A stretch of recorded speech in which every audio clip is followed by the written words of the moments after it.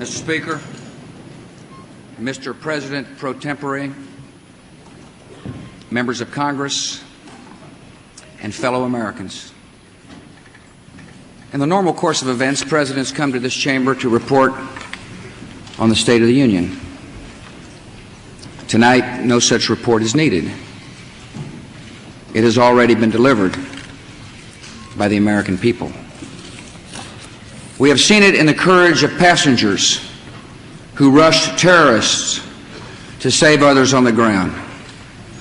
Passengers like an exceptional man named Todd Beamer. And would you please help me welcome his wife, Lisa Beamer, here tonight.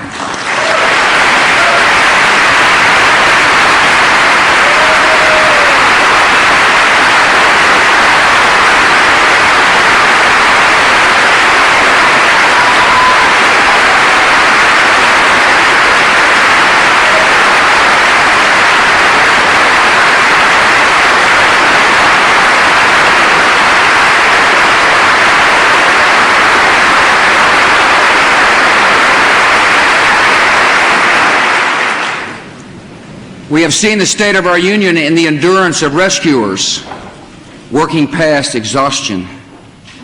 We've seen the unfurling of flags, the lighting of candles, the giving of blood, the saying of prayers in English, Hebrew, and Arabic. We have seen the decency of a loving and giving people who have made the grief of strangers their own. My fellow citizens, for the last 9 days, the entire world has seen for itself the state of our union, and it is strong.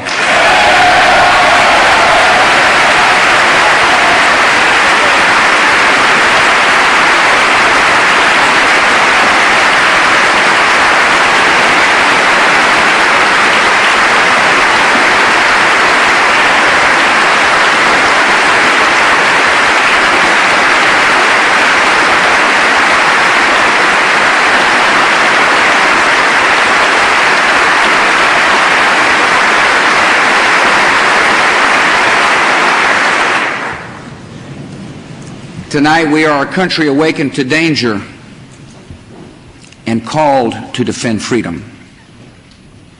Our grief is turned to anger, and anger to resolution.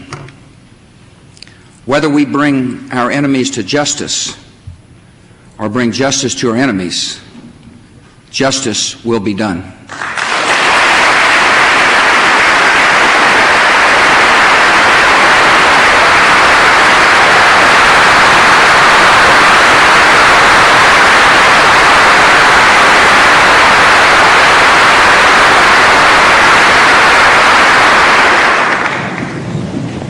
I thank the Congress for its leadership at such an important time. All of America was touched on the evening of the tragedy to see Republicans and Democrats join together on the steps of this Capitol, singing God Bless America. And you did more than sing. You acted by delivering $40 billion to rebuild our communities and meet the needs of our military. Speaker Hassert, Minority Leader Gephardt, Majority Leader Daschle, and Senator Lott, I thank you for your friendship, for your leadership, and for your service to our country.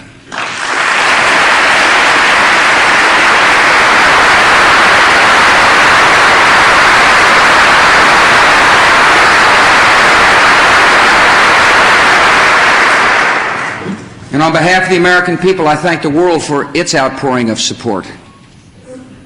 America will never forget the sounds of our national anthem playing at Buckingham Palace, on the streets of Paris, and at Berlin's Brandenburg Gate. We will not forget South Korean children gathering to pray outside our embassy in Seoul, or the prayers of sympathy offered at a mosque in Cairo. We will not forget moments of silence and days of mourning in Australia and Africa and Latin America. Nor will we forget the citizens of 80 other nations who died with our own. Dozens of Pakistanis, more than 130 Israelis, more than 250 citizens of India, men and women from El Salvador, Iran, Mexico, and Japan. and hundreds of British citizens. America has no truer friend than Great Britain.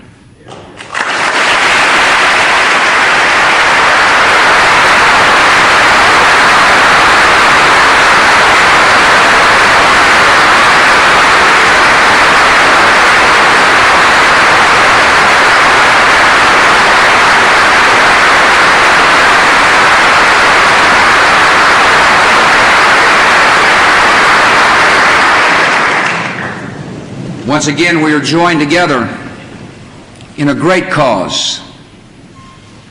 So honored the British Prime Minister has crossed an ocean to show his unity with America. Thank you for coming, friend.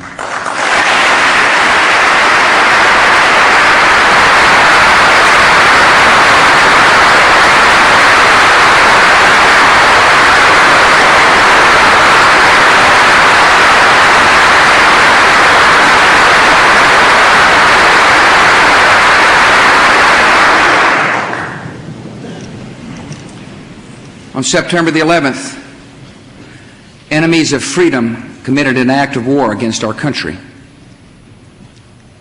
Americans have known wars, but for the past 136 years, they have been wars on foreign soil, except for one Sunday in 1941. Americans have known the casualties of war, but not at the center of a great city on a peaceful morning. Americans have known surprise attacks, but never before on thousands of civilians. All of this was brought upon us in a single day, and night fell on a different world, a world where freedom itself is under attack. Americans have many questions tonight. Americans are asking, who attacked our country? The evidence we have gathered all points to a collection of loosely affiliated terrorist organizations known as Al-Qaeda. They are some of the murderers indicted for bombing American embassies in Tanzania and Kenya and responsible for bombing the USS Cole. Al-Qaeda is to terror what the mafia is to crime, but its goal is not making money. Its goal is remaking the world and imposing its radical beliefs on people everywhere. The terrorists practice a fringe form of Islamic extremism that has been rejected by Muslim scholars and the vast majority of Muslim clerics, a fringe movement that perverts the peaceful teaching of Islam. The terrorist directive commands them to kill Christians and Jews, to kill all Americans, and make no distinctions among military and civilians, including women and children. This group and its leader, a person named Osama bin Laden, are linked to many other organizations in different countries, including the Egyptian Islamic Jihad and the Islamic movement of Uzbekistan. There are thousands of these terrorists in more than 60 countries. They are recruited from their own nations and neighborhoods and brought to camps in places like Afghanistan, where they are trained in the tactics of terror. They are sent back to their homes or sent to hide in countries around the world to plot evil and destruction. The leadership of Al-Qaeda has great influence in Afghanistan and supports the Taliban regime in controlling most of that country. In Afghanistan, we see Al-Qaeda's vision for the world. Afghanistan's people have been brutalized. Many are starving, and many have fled. Women are not allowed to attend school. You can be jailed for owning a television. Religion can be practiced only as their leaders dictate. A man can be jailed in Afghanistan if his beard is not long enough. The United States respects the people of Afghanistan. After all, we are currently its largest source of humanitarian aid, but we condemn the Taliban regime.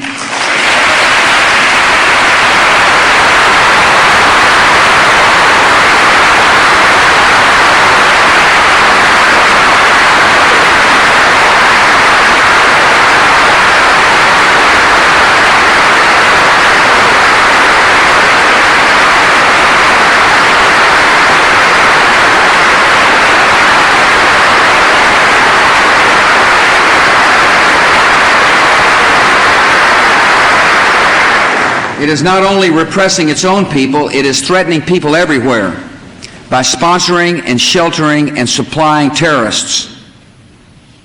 By aiding and abetting murder, the Taliban regime is committing murder. And tonight, the United States of America makes the following demands on the Taliban. Deliver to United States authorities all the leaders of al-Qaeda who hide in your land.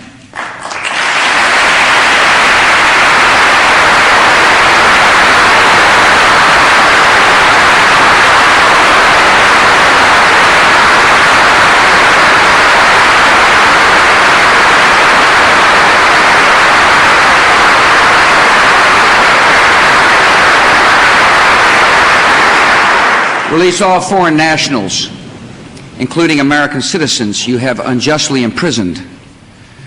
Protect foreign journalists, diplomats, and aid workers in your country. Close immediately and permanently every terrorist training camp in Afghanistan, and hand over every terrorist and every person in their support structure to appropriate authorities.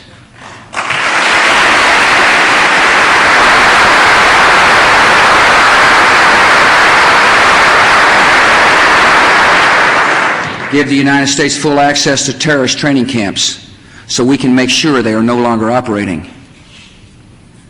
These demands are not open to negotiation or discussion.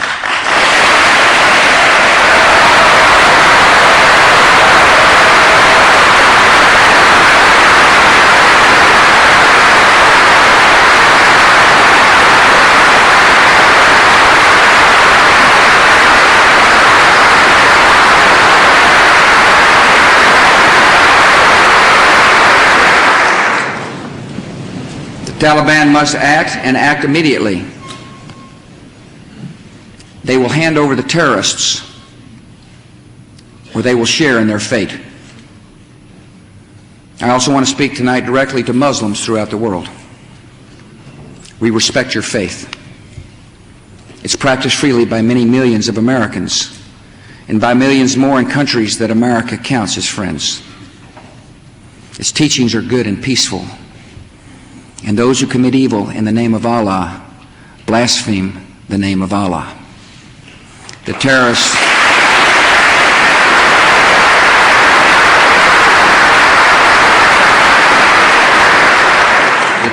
are traitors to their own faith, trying in effect to hijack Islam itself. The enemy of America is not our many Muslim friends. It is not our many Arab friends. Our enemy is a radical network of terrorists and every government that supports them.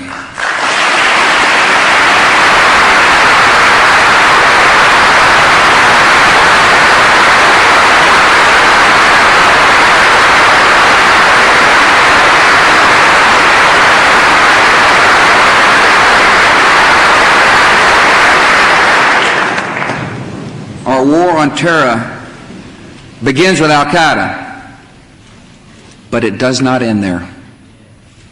It will not end until every terrorist group of global reach has been found, stopped, and defeated.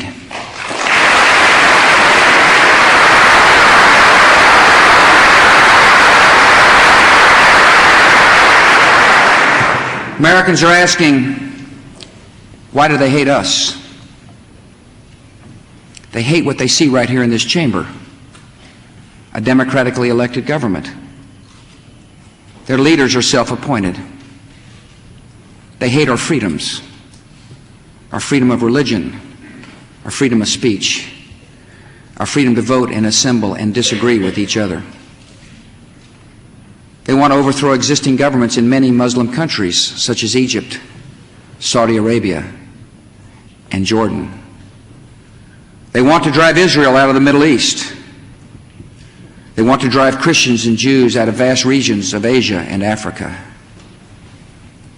These terrorists kill not merely to end lives, but to disrupt and end a way of life. With every atrocity, they hope that America grows fearful, retreating from the world and forsaking our friends. They stand against us, because we stand in their way. We're not deceived by their pretenses to piety. We have seen their kind before. They are the heirs of all the murderous ideologies of the 20th century. By sacrificing human life to serve their radical visions, by abandoning every value except the will to power, they follow in the path of fascism, Nazism, and totalitarianism. And they will follow that path all the way to where it ends, in history's unmarked grave of discarded lies.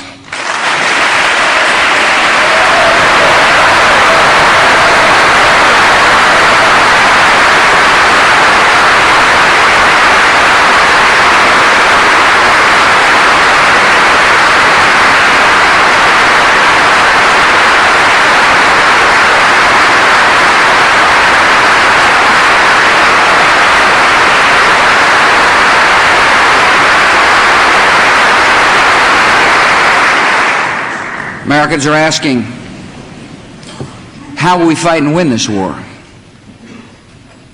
We will direct every resource at our command, every means of diplomacy, every tool of intelligence, every instrument of law enforcement, every financial influence, and every necessary weapon of war to the disruption and to the defeat of the global terror network. Now, this war will not be like the war against Iraq a decade ago, with a decisive liberation of territory and a swift conclusion. It will not look like the air war above Kosovo 2 years ago, where no ground troops were used and not a single American was lost in combat. Our response involves far more than instant retaliation and isolated strikes. Americans should not expect one battle, but a lengthy campaign, unlike any other we have ever seen. It may include dramatic strikes, visible on TV, and covert operations, secret even in success. We will starve terrorists of funding, turn them one against another, drive them from place to place, until there is no refuge or no rest. And we will pursue nations that provide aid or safe haven to terrorism. Every nation in every region now has a decision to make. Either you are with us or you are with the terrorists.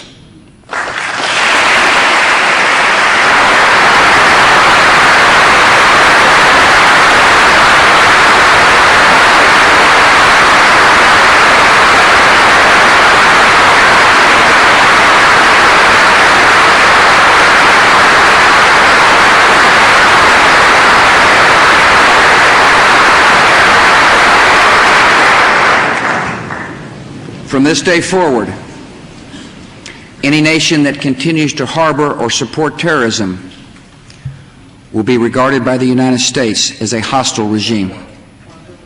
Our nation has been put on notice. We're not immune from attack. We will take defensive measures against terrorism to protect Americans. Today, dozens of federal departments and agencies, as well as state and local governments, have responsibilities affecting homeland security. These efforts must be coordinated at the highest level. So tonight I announce the creation of a cabinet-level position reporting directly to me, the Office of Homeland Security. And tonight I also announce a distinguished American to lead this effort to strengthen American security, a military veteran, an effective governor, a true patriot, a trusted friend, Pennsylvania's Tom Ridge.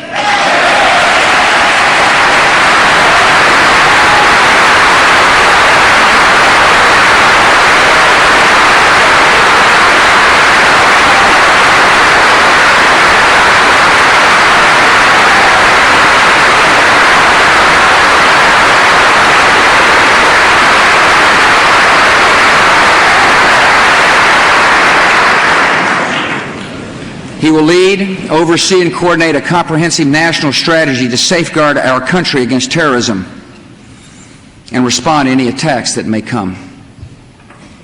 These measures are essential The only way to defeat terrorism as a threat to our way of life is to stop it, eliminate it, and destroy it where it grows.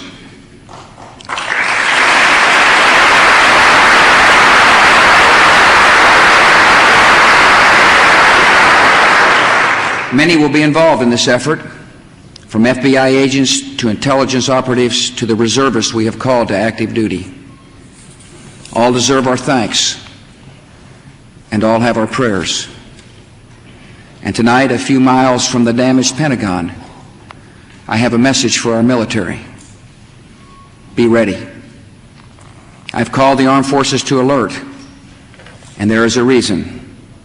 The hour is coming when America will act, and you will make us proud.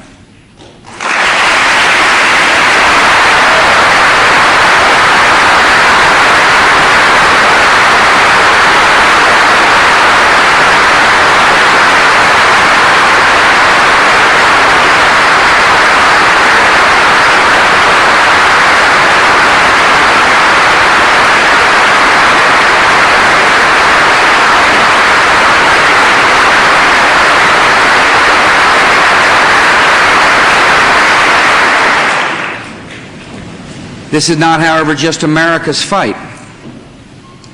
And what is at stake is not just America's freedom. This is the world's fight. This is civilization's fight. This is the fight of all who believe in progress and pluralism, tolerance and freedom. We ask every nation to join us. We will ask and we will need the help of police forces, intelligence service, and banking systems around the world. The United States is grateful that many nations and many international organizations have already responded with sympathy and with support. Nations from Latin America to Asia to Africa to Europe to the Islamic world. Perhaps the NATO Charter reflects best the attitude of the world. An attack on one is an attack on all.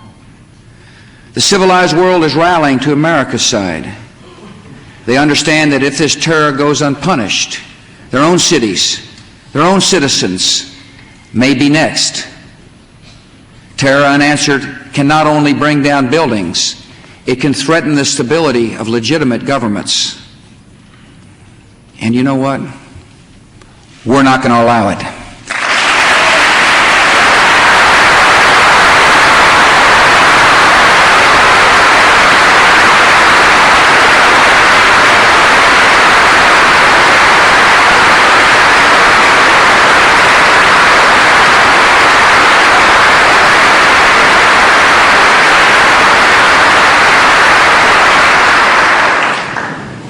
Americans are asking what is expected of us. I ask you to live your lives and hug your children. I know many citizens have fears tonight, and I ask you to be calm and resolute, even in the face of a continuing threat. I ask you to uphold the values of America and remember why so many have come here. We're in a fight for our principles, and our first responsibility is to live by them. No one should be singled out for unfair treatment or unkind words because of their ethnic background or religious faith.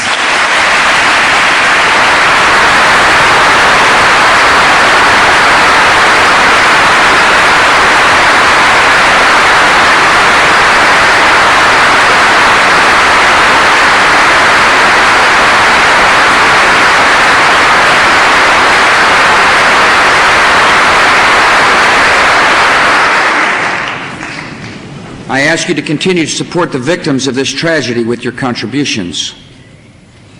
Those who want to give can go to a central source of information, libertyunites.org, to find the names of groups providing direct help in New York, Pennsylvania, and Virginia.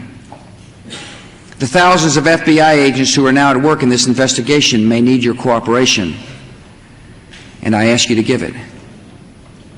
I ask for your patience with the delays and inconveniences that may accompany tighter security, and for your patience in what will be a long struggle.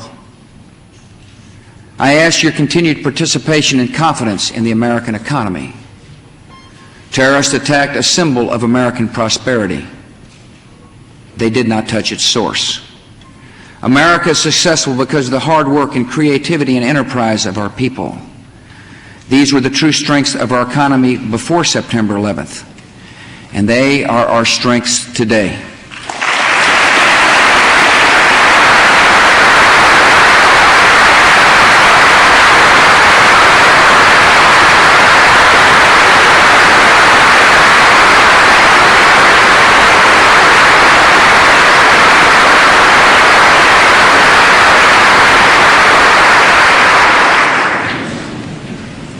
And finally, please continue praying for the victims of terror and their families, for those in uniform, and for our great country.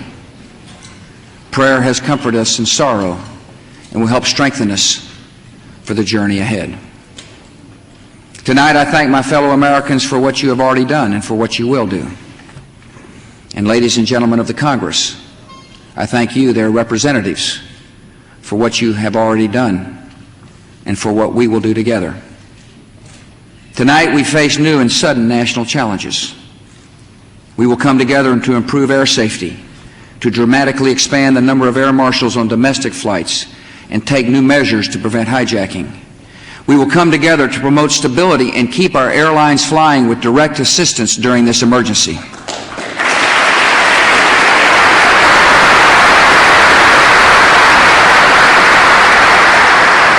We will come together to give law enforcement the additional tools it needs to track down terror here at home.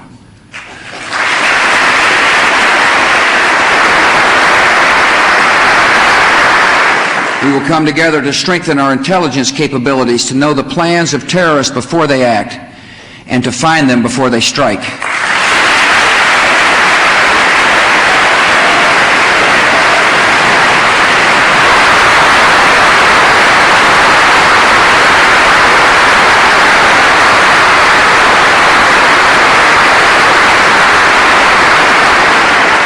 We will come together to take active steps that strengthen America's economy and put our people back to work. Tonight we welcome two leaders who embody the extraordinary spirit of all New Yorkers, Governor George Pataki and Mayor Rudolph Giuliani.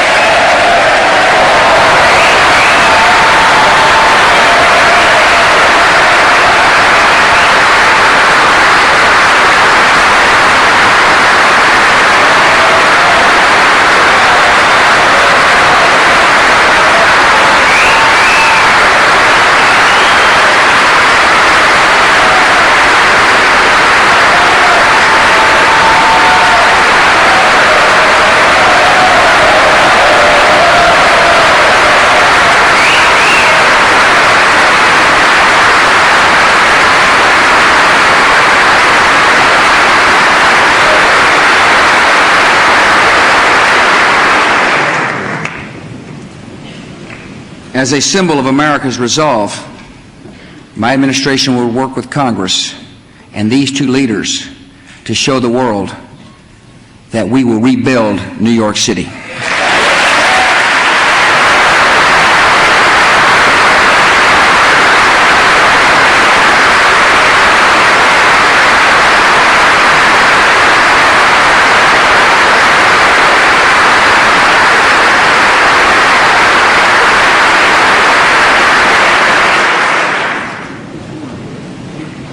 After all that has just passed, all the lives taken and all the possibilities and hopes that died with them, it is natural to wonder if America's future is one of fear. Some speak of an age of terror. I know there are struggles ahead and dangers to face, but this country will define our times, not be defined by them. As long as the United States of America is determined and strong, this will not be an age of terror. This will be an age of liberty here and across the world.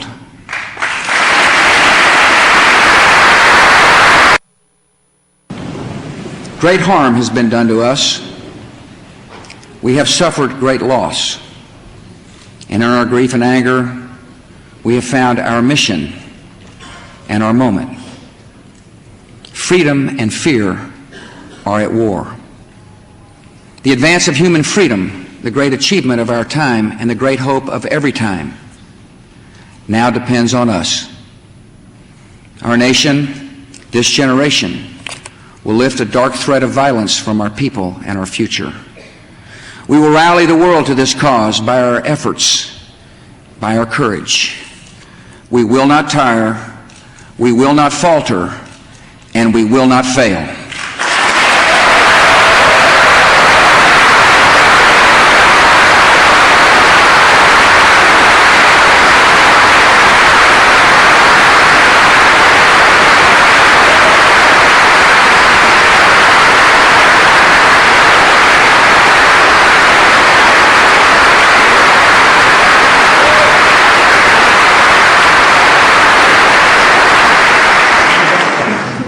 It is my hope that in the months and years ahead, life will return almost to normal.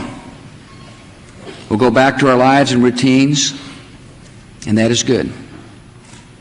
Even grief recedes with time and grace. But our resolve must not pass. Each of us will remember what happened that day and to whom it happened. We'll remember the moment the news came, where we were, and what we were doing. Some will remember an image of a fire or a story of rescue. Some will carry memories of a face and a voice gone forever. And I will carry this. It is the police shield of a man named George Howard, who died at the World Trade Center trying to save others. It was given to me by his mom, Arlene, as a proud memorial to her son. It is my reminder of lives that ended in a task that does not end.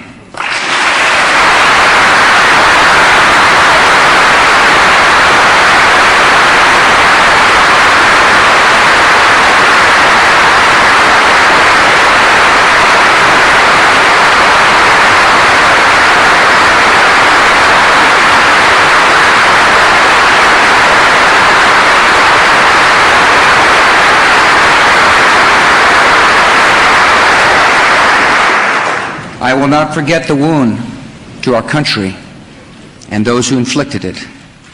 I will not yield. I will not rest. I will not relent in waging this struggle for freedom and security for the American people. The course of this conflict is not known, yet its outcome is certain. Freedom and fear, justice and cruelty have always been at war. And we know that God is not neutral between them.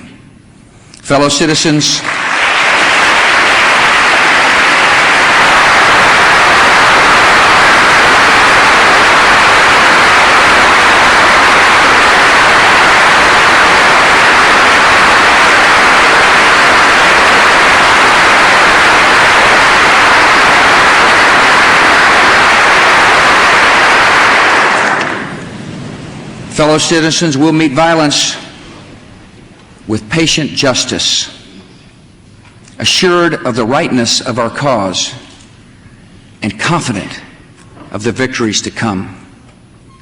In all that lies before us, may God grant us wisdom, and may He watch over the United States of America.